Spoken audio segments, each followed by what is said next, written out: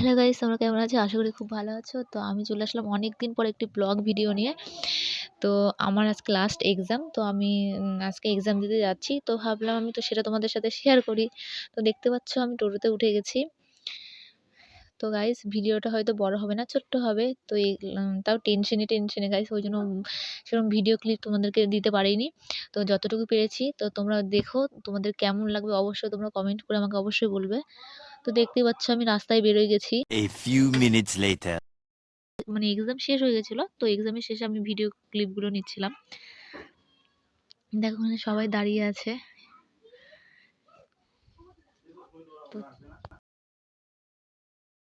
তো আমাদের এক্সাম শেষ। তো তোমাদেরকে আমি চলো পুরো কলেজটা ঘুরে দেখাচ্ছি। তোমরা দেখতে পাচ্ছ। তো আমার এই ভিডিও তোমাদের কেমন লাগছে সেটা অবশ্যই তোমরা কমেন্ট করে বলবে। দেখো আমার এখানে সব বান্ধবীরা দাঁড়িয়ে আছে।